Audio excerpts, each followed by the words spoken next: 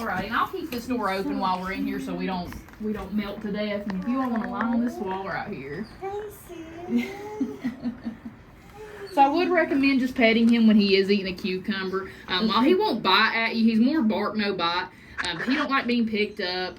So it's more so when he has something in his mouth that's occupying, you can just touch down his back and see what he feels like. Okay. Oh, he's so adorable. Alright, and I'll go ahead and hand you a cucumber. He'll open his mouth. You can just place it in his mouth, and then he'll do the rest.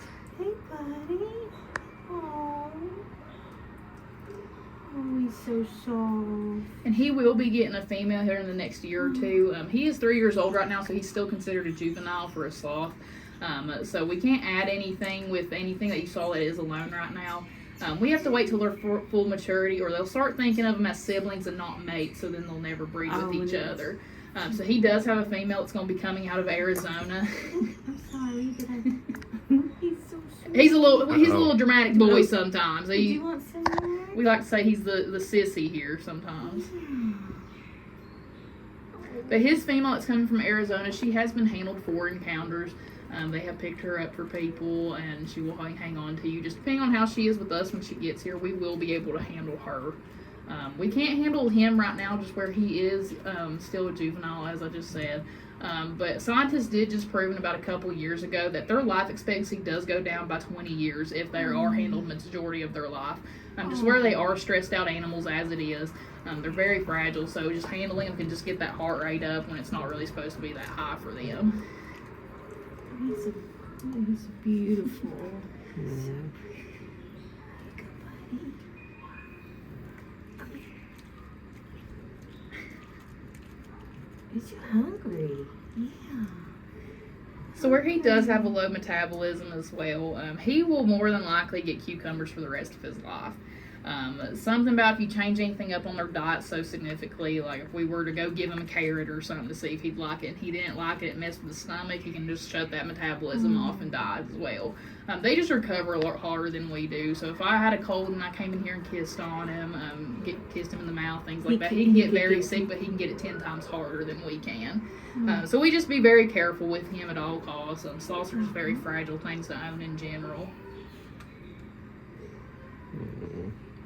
But he won't just get these cucumbers every single day. He'll get cucumbers like this in the morning, and then at night he'll get 5 soaked sloth biscuits and then shredded cucumbers mixed with it.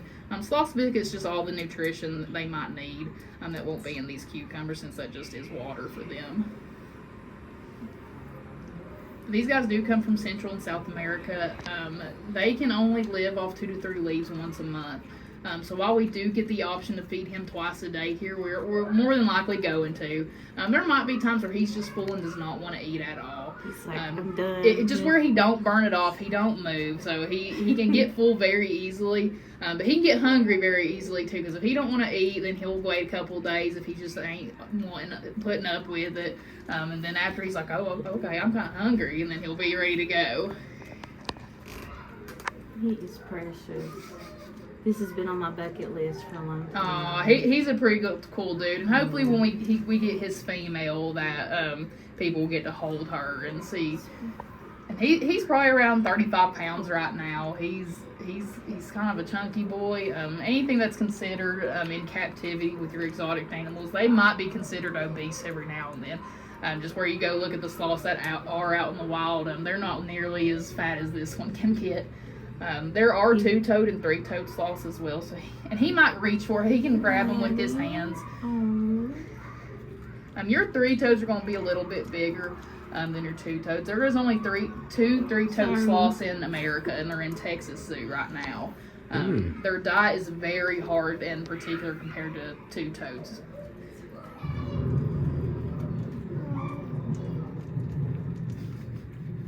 He's a very messy eater. We haven't worked on our eating manner skills yet. But that's okay.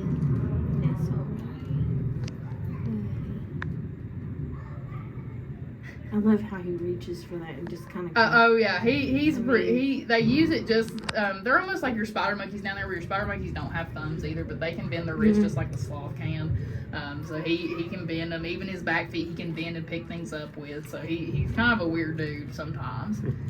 He has his own little quirks every now and then. We used to be all terrified of him. He was not happy with us when we first got him. He had to drive from all the way from Florida. So, yeah, I know, I have the cucumber. He's like, you got that big bowl over there. That's so cute. Does that doesn't bother him when I'm... It don't bother him. The only time he just wants to, when he might throw his hand back there, it's more so if he drops a cucumber and opens his mouth, that's when he's like, okay, I've had enough of it. But he's gotten a lot better. He used to not like encounters at all. So he's come a long way with target training, things like that as well.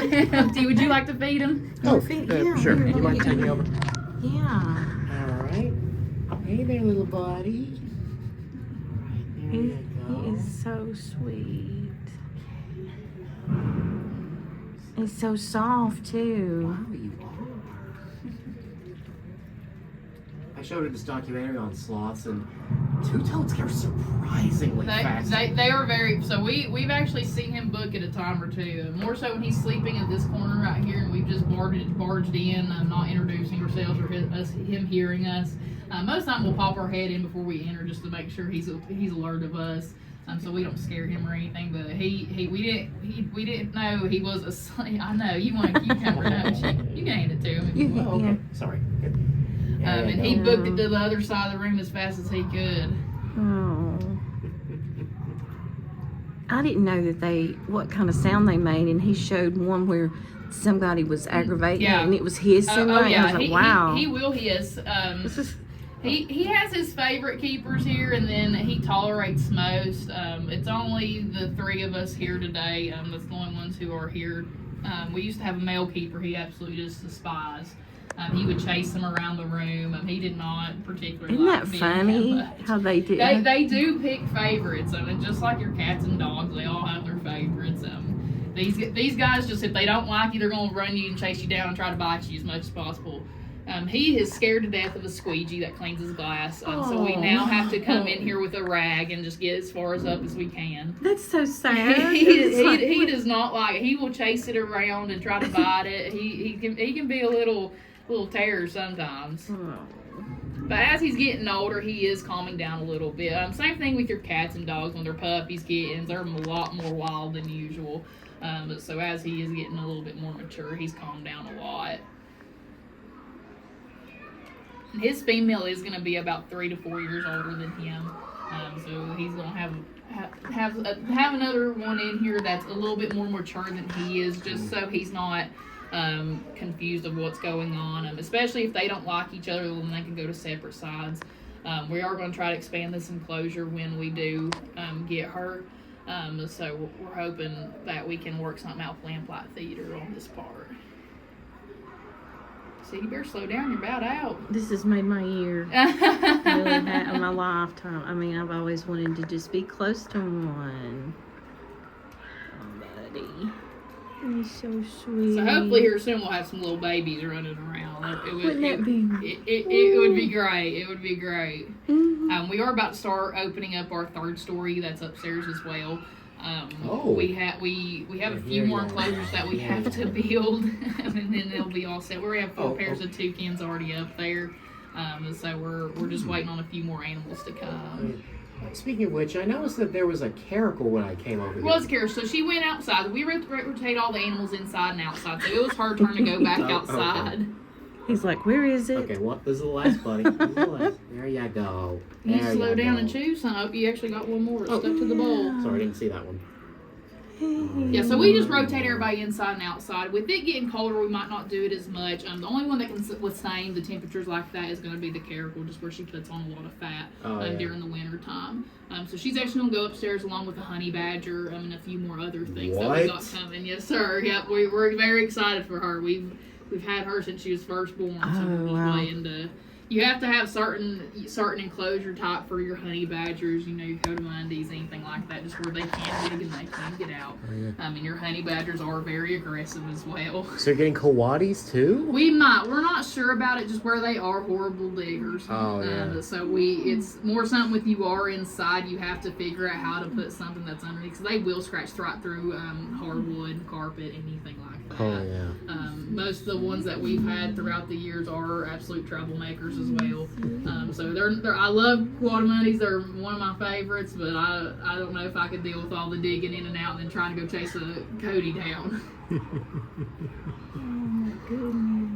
And he will use the bathroom just like a cat. He has one designated spot that he will go, and it's in that little corner right there. Where he is getting a little bigger, he's slowly starting to figure out that he cannot fit in there as much as he used to. So he's going to have to figure out where else to go next time. They can use the bathroom about once a week as well. Sometimes with him, when he's still just being young, he can go 2 to 3 times a week. So it just depends if he's constipated, how much big of a meal he had, if he's holding in. They can hold it in out in the wild. So majority of the time they will crawl down and use the bathroom on the ground. It just depends on your sloth. They all act different. They all have their quirks. He will majority of the time go to the ground. I don't have any more. I'm so sorry. You got little sharp teeth too. Yeah. Ew. Maybe that Slother House movie wasn't too far off. That's so funny. He is so precious. He's a good boy. He's come a long way. He's so precious. Oh, look, we've got an audience.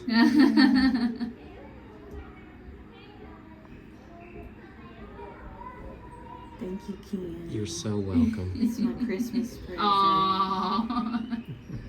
He hasn't had an encounter in a while, so he'll be very happy when he goes back to sleep. Most of the time, which is where we have started lemur encounters, a lot of people are going through the lemur encounters. I'm a little biased. I do love the lemur encounters as well. But he once he figures out he ain't gonna have an encounter, once the end of the week starts going, he just like kind of looks at you and he gets a little mad that nobody came to see him. But he might here in the next few minutes while we're still up here try to get in y'all's face. They have horrible eyesight, so they can remember up to 50 faces in a month as well. So when people have came back to do an encounter with him, they do act completely different with each other. He's much more loving. He's trying to like touch you to get you to come a little closer to him. So they're sort of just trying to get in your face, where they just don't know your voice well either yet. They'll get as close as they can just to see what you look like. Is you itching? And there is times we will have to give him a moss bath. He will grow moss, mold, anything on his back when we get the humidity up in here. That's more so when they are out in Central and South America. They will grow mold on their back and moss, anything like that, algae. And that's more so if they don't have any leaves to eat, anything like that. They'll just start eating that off their back. So they just have stuff in their oils where they will automatically produce that. So there is sometimes when it gets a little humid in here, we'll come in, see little streaks down his back, and we'll have to go give him a little washcloth and wipe them off.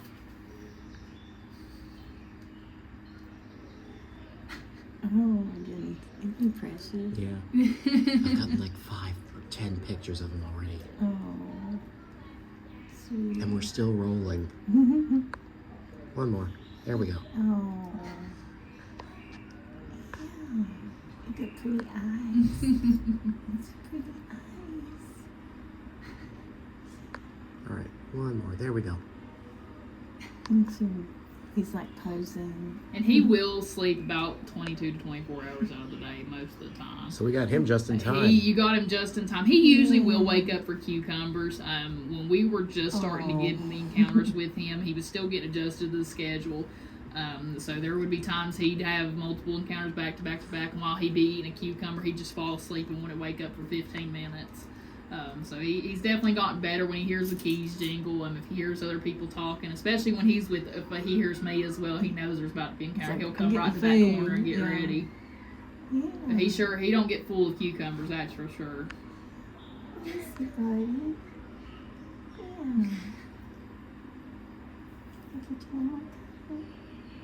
Yeah.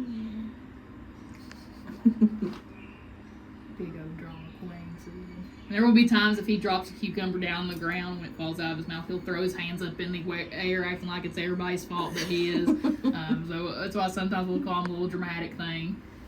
He's definitely earned the name, haven't you? Look at that. Oh, I think he's climbing down now. Are you climbing down, or are you just he's trying to reach his itch? And they are very weird looking when they are on the ground or crawling on the ground. They will throw them back legs right underneath their head to walk, just where they are very flexible. So he almost looks like a little alien that's just crawling around the ground. Let's hope he just doesn't hug anybody's faces. That's true. I've had to pick him up one time, and he did not like me that much. After he held a grudge on me for about a couple of days, and then we went back to normal. It was when someone was up here painting his room. She left the door open so the chemicals and stuff wouldn't linger in his face. We didn't think he'd crawl down on the ground and want to try to get out, but he just got that sudden urge to want to go explore, and he came right here, and he couldn't walk just on the slick, and he was just opening his mouth, and so I had to pick him up, put him back, and he was very mad at me.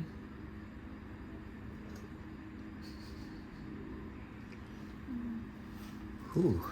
It is too. I got locked in here for 3 hours one time when we first opened. Oh, so I bet my head's just starting to cramp.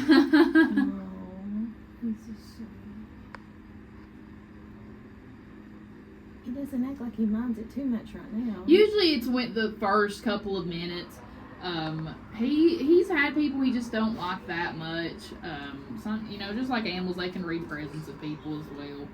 It's more so with men he has a little bit problem with, but that's just more so with the male and female thing. Even your rough lemurs downstairs, any of your lemur species really, they will fawn to you, especially if they're males, and they will fawn to the females a lot more than they will the males. Isn't that funny? I can walk straight into the black and whites and no male will attack me. The two males actually like me a lot more than the females. But if one of our male keepers were to walk in there, the boys would try to light their world up. So it's pretty much just like, they know if you're female, they know if you're male, and they know if they're going to like you or not.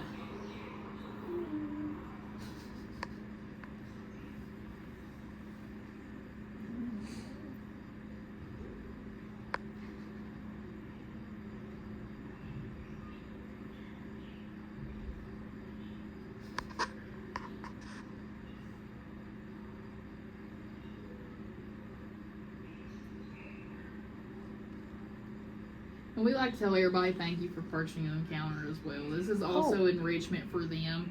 It stimulates their brain, get their brain stimulated where they're recognizing new people, new voices. Absolutely. New shirts. They're not seeing the same black shirt every day, so they're seeing just different colors, patterns, everything like that. Any plans for future encounters with other species? So we are about to start doing spider monkey encounters as well. Whoa. With USDA, they are considered a phase 5 primate. With any of your phase 5s, they want it to be on a harness, a leash, anything like that. Oh, yeah. So we're more so going to do that for kids who are too scared to go in with a sloth, get indirect contact with the lemur. Wait, hold on. Too scared to go near a sloth? We've had it before. So with the spider monkeys, we're going to drill a little hole in their inside lockout plexiglass. That way they can stick their hands in, take fruit from you. You can also pet their hands to see what they feel like, but you're not in direct contact with them. While the two girls downstairs, they were both bottle-raised babies. They've been around people all their life. We want to limit as much interaction with the things that are alone as well. Besides him, we think it don't matter for him. But with any of your primates, really, if you hang around them a lot, if they're not with their own species as well, you're going in, kissing on them, loving on them every single day, well, then they start to forget what they are. They start thinking you look like them or they look like you. So when you bring a mate in there with them, they can be scared of their own species at that point. It can start fights. It can be not a win-win situation for anybody. So we are going to be careful with our spider monkeys. We're going to wait for our male to move in there first before we start doing that. Right. So that's why when we go in there, we don't really try to make direct contact with them. While the two girls will run up and give you a hug and then go about their day. Zyra, the little baby in there, she might try to play with you a lot more than usual. We just don't mind her any attention. We just keep walking. Baby. She's the smallest one in there. She just turned a year old. So we like to call her baby just where we all watched her grow up and bottle raised her. So she was they're more so just a little spoiled right now. They do think they're human right now, but that's why we're trying to limit the interaction between them with us. Yeah. So that way you want to have kind of a possessive male. You don't really want a mean male, but you want a dominant one. Oh yeah. So you want one that's going to come in there, let them know like, hey, we're not going to do this. This is this is my home as well. Oh, much like my stepfather. Yeah. And sometimes when you have a dominant female as well, they might start acting up with their males as well, and that can be a problem too. So when we move anything in that's new, we will probably spend the night. We'll watch it very closely. Just make sure it ain't no blood baths going on, anything like that. Primates can be absolutely vicious when it does come to breeding season as well, so we like to make sure everybody will be okay with each other. Oh my goodness.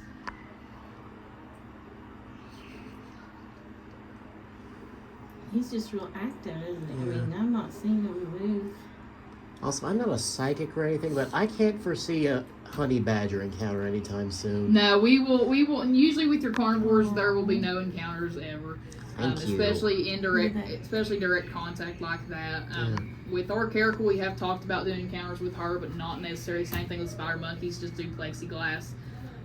He loves his stick that rotates. I didn't know that. That's his little rotating stick. It helps him if he wants to move to the side but still hang on, or if he wants to just lean back. Just rest a little.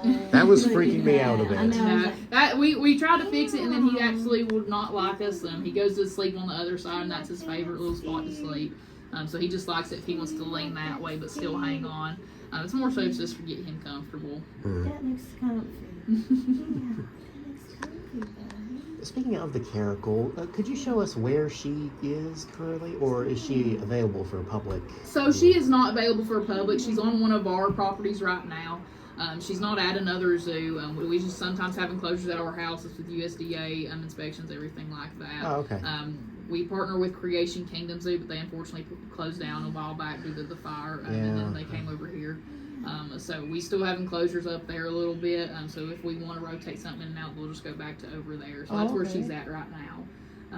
It's more so just so they still understand where she is a caracal. She's pretty much just like your typical house cat as well. So while she probably will not eat your face off, she's still more than welcome to try. Oh yeah. Just where we don't have lockouts with anything that is here, we go right direct contact with them. So our caracal is perfectly fine. We just want to rotate everybody, let everybody get a chance to come inside, go back outside. So with it still being breeding seasons for some of these guys, we haven't rotated in a while. Usually with your rough lemur species or any of your lemur species, their breeding season when they're outside lasts about a month or so. We notice with being indoors, it has lasted up to 4 months right now. And that don't even concern if they conceive a little baby or not. They're very hard to have babies besides maybe the ringtails. So while your ringtails can have babies every now and then, just randomly, your rough lemurs, your red ruffs, black and white ruffs, they have a hard time of getting a baby to come out. So we try to give everybody a chance, but we want with it being so long into it, we're hoping we have one that is pregnant right now actually. So we're waiting for a vet appointment to come up here soon, and then we'll see if she is or not.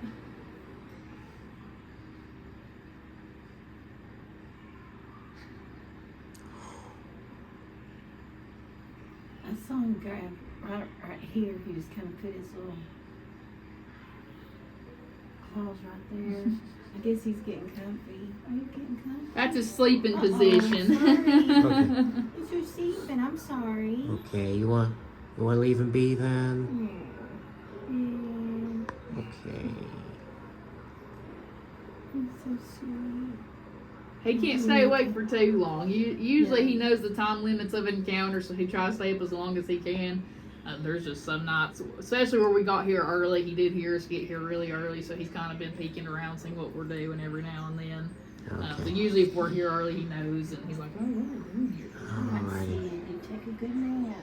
Good night, little buddy. You take a good nap. Bye-bye. Bye, sweetie. And so sweet. One more shot. Need a little picture. Got it. Oh. Bye. Thank you so much for this. Yeah, of course. Thank you guys for So coming. excited. I'm getting his little ball.